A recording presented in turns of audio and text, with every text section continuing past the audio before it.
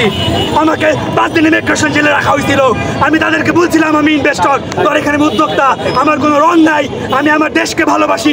এই corrupted government যা করতেছে আমার দেশের জন্য যা কিছু প্রয়োজন, যতটুকু প্রয়োজন আমি বলেছি, কিন্তু আমি রাষ্ট্রীয় ষড়যন্ত্রের শিকার হয়েছি।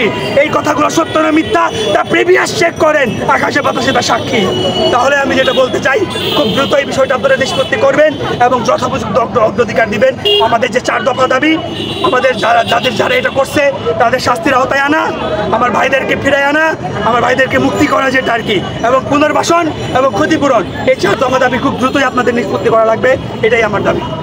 তখন আন্দোলন ছিল সেটা হচ্ছে কি আপনাকে 12 দিন আটকে রাখা হয়েছিল মাটির তলে, এটা কারণে আটকে রেখেছে এই যে Dubai intelligence, Dubai security force intelligence যারা, তারা কেন আমার ব্যাপারে বাংলাদেশে যে প্রবাসী কল্যাণ মন্ত্রণালয় থেকে বা মানে এই যে কনসুলেট জেনারেল এই BM জামাল ও সহ যারা আমি যখন ফেস দ্য পিপলের কথা বলি, এই করাপ্টেড গভর্নমেন্টের দালালি করতেছিল, এই জামাত বিরোধী জামাত এবং বিএনপির মানে চক্রান্ত হিসেবে তারা যখন আখ্যায়িত করতেছিল, তখন এই করাপ্টেড গভর্নমেন্টের কুটা কেন লাগবে এই সমস্ত বিষয়, এবং তারা মিথ্যাচার করতেছিল, দাঁত ভাঙা জবাব দিই, ওইখান থেকে আমাকে তারা ফাইন্ড আউট করে এবং এই BM জামালের কাছে আমার ব্যাপারে রিপোর্ট করা হয়।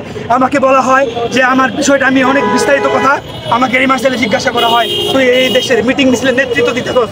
আমি বলি আমি কোনো নেতৃত্ব দিই নাই, কেননা আমাকে যখন রুম থেকে অ্যাটাক করা হয়, আমার ফোনটার সাথে সাথে নিয়ে যাওয়া হয়, আমার পাসপোর্টের ID চাওয়া হয়।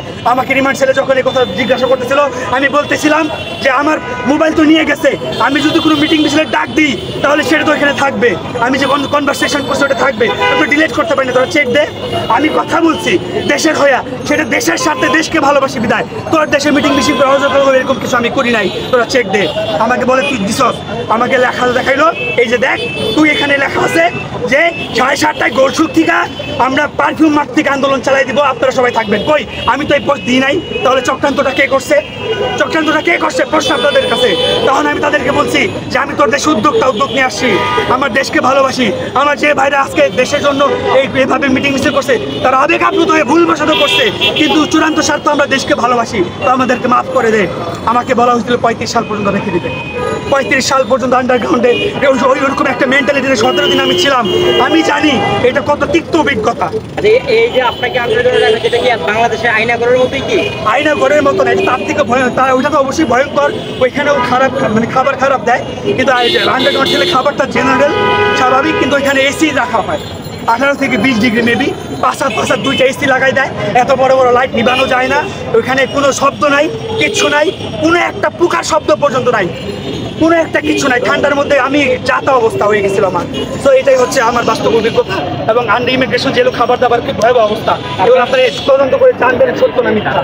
তো আমার দাবির যে ব্যাপারটা আমি জানাইছি, উপস্থাপন করছি, এবং এই বিষয়ে আপনাদের অবশ্যই দায়িত্ব নিয়ে এটা পালন শেষ করতে হবে। এখানে কি কোনো সমন্বয়ের সাথে দেখা হয়েছে আপনার? হ্যাঁ, এখানে এসে কোনো সমন্বয়কদের সাথে দেখা হয়েছে বলতে যে আক্তার ভাইকে আমরা আমাদের প্রতিবেদন, আমাদের ইনফরমেশনগুলো জানাইছি, এবং পররাষ্ট্র মন্ত্রণালয়ে আমরা গেছিলাম, পররাষ্ট্র মন্ত্রণালয় প্রবাসী মন্ত্রণালয়ে আমরা গেছিলাম, ওইখানে আমরা জানাইছি।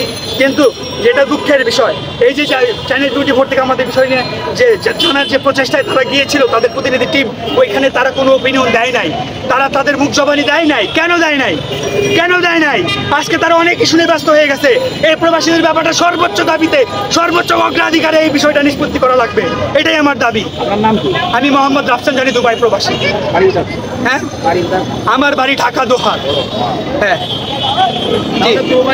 এখানে সমন্বয় কারোর সাথে আপনার দেখা হয়? হ্যাঁ, আমরা কথা বলতেছি, এবং যেটা হচ্ছে কথা, আমি এত বেশি কষ্ট দিয়ে কথাগুলো বলতাম না, যেহেতু প্রবাস কল্যাণ মন্ত্রণালয় সচিবের সাথে কথা বলা হয়েছে আমাদের ব্যাপারে, তারা কোনো অপিনিয়ন দেয় নাই। দ্যাটস মিন ইনিশিয়েটিভ থাকলে তারা অপিনিয়ন দিতে পারতো, আমাদের ব্যাপারে ইনিশিয়েটিভ ছিল কি ছিল না তারাই ভালো জানে।